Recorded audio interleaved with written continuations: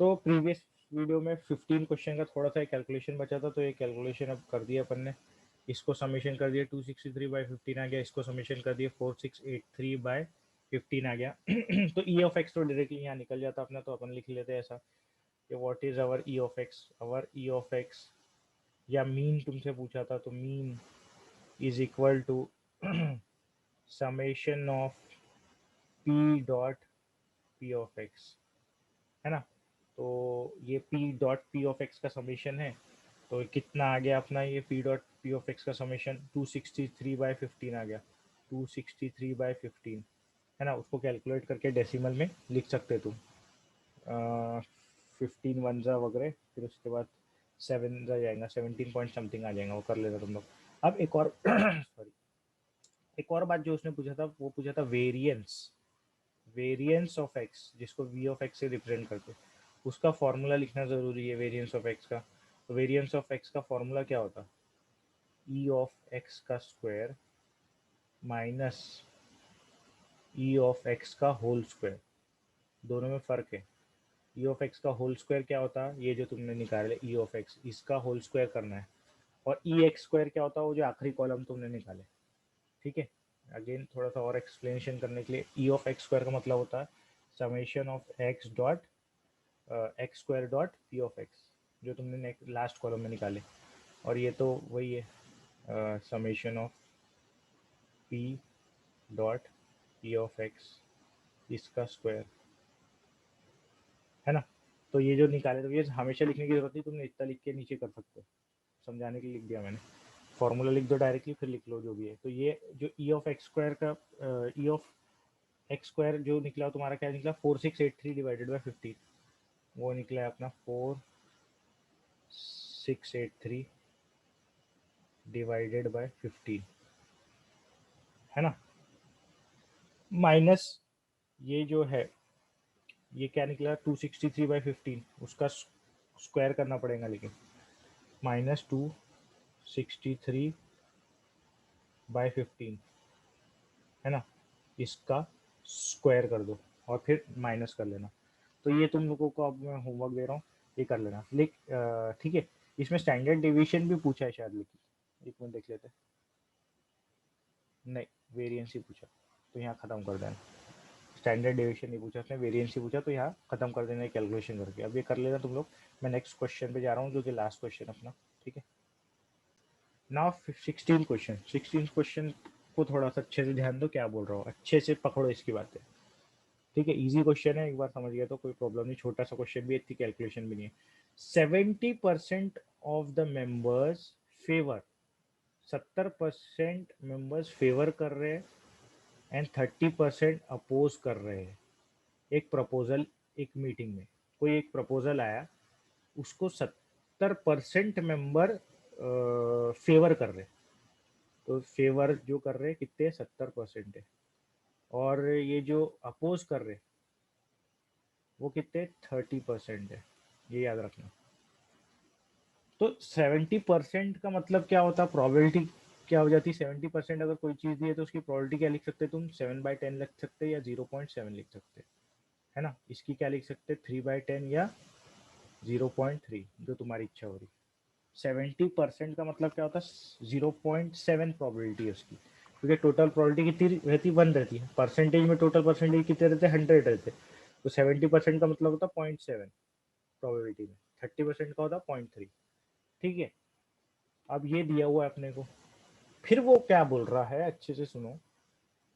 The random variable X takes value 0, random variable कौन कौन सी value ले रहा, 0 ले रहा और 1 ले रहा, टेक्स वैल्यू 0 इफ। अब 0 कब लेता हो, 0 कब लेता हो, X takes value 0 if a member opposes the proposal.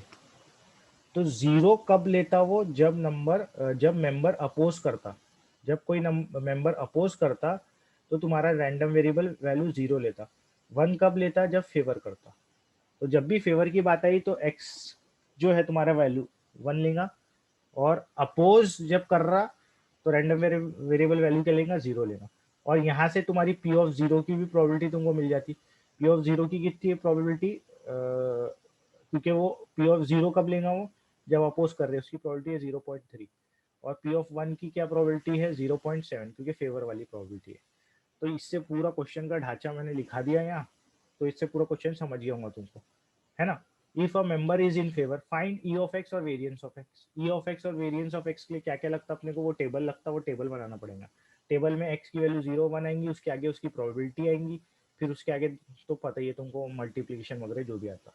तो ये अगर तुमको क्लियर है इतना पार्ट, ये जो समझाया मैंने, तो तुम टेबल बनाना तो बच्चों का खेल है तुम्हारे लिए। ये पार्ट समझा क्या, बताओ। तो अगर ये पार्ट समझ गया है तो फिर अब इसको लिख देते हैं कि फेवर की प्रोबेबिलिटी इतनी है, लो की अपोज करने की प्रोबेबिलिटी इतनी है, X can take value this that. थोड़ा अच्छे से लिख लेंगे तो ज़्यादा अच्छे से हो जाएगा क्वेश्चन तुम्हारा, है ना। फिर टेबल बना लेंगे, और कुछ नहीं है इसमें, है ना। तो इसको थोड़ा सा जो जो मैंने बोला उसको तुम स्टेटमेंट फॉर्म में लिख दो, ठीक है। स्टेटमेंट 70% क्या है उसको लिख देंगे अपन पूरा अच्छे से। क्वेश्चन को ही कॉपी करना है, मतलब या ऐसा ही क्वेश्चन को ही कॉपी कर लेता ज़्यादा बेटर रहेगा, है ना। 70% of the member favour and 30% oppose in a meeting, है ना। क्या बोल रहा है अपन, 70% ऑफ द मेंबर फेवर करते हैं और and 30% oppose a proposal in a meeting, ठीक है। जो क्वेश्चन का डेटा था वही कॉपी कर दिए। फिर random variable X can take value, random variable, है ना, X can take value,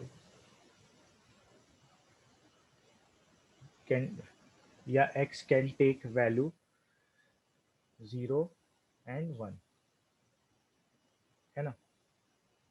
x is equal to 0 when x is equal to 0, क्या होता है x इज इक्वल टू 0 कब आता, random variable x takes value 0 if a member opposes, when x is equal to 0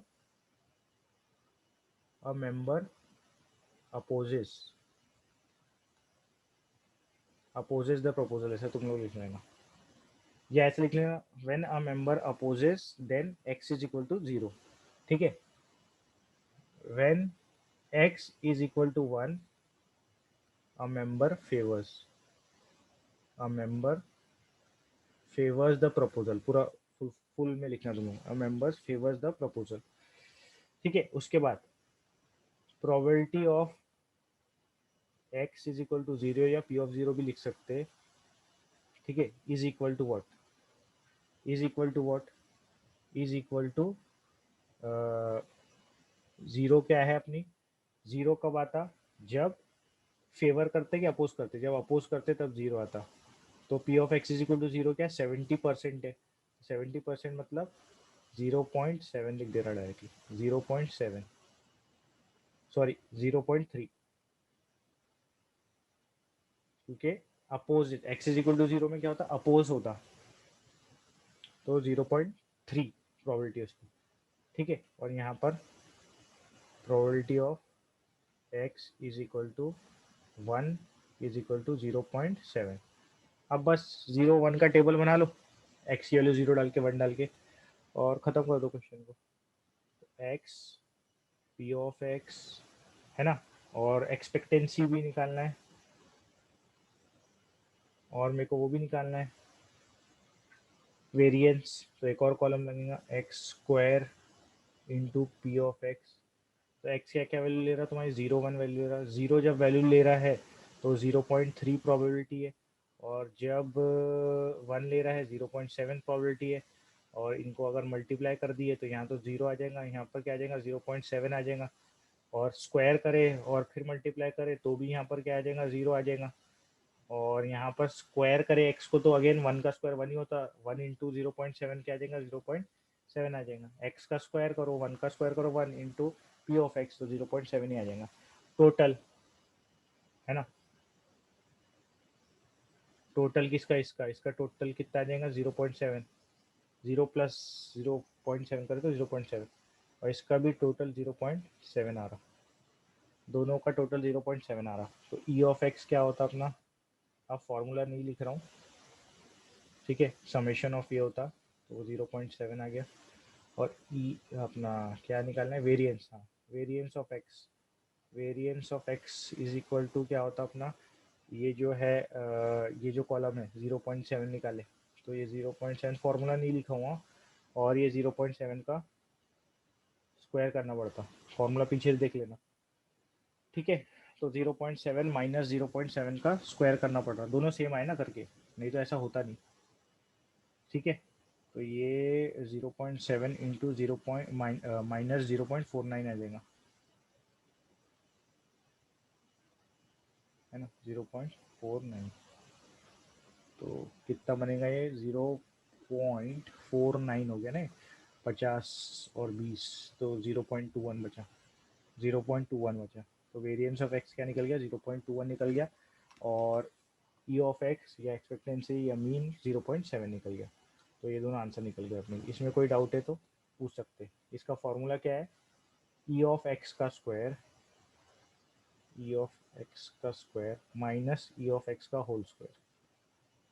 confusion ना हो, दोनों same same दिए करके मैंने लिख दिया यहाँ पर, ठीक है। ये तुम्हारा आंसर है और, ठीक है। कोई डाउट है किसी को तो पूछ सकते हैं। ये एक्सरसाइज अब अपनी ख़त्म हो गई है, अपने को नेक्स्ट एक्सरसाइज करना पड़ेगा। तो ये एक्सरसाइज यहीं ख़त्म हुई, और किसी को कोई भी डाउट है एक्सरसाइज में तो पूछ सकते हैं।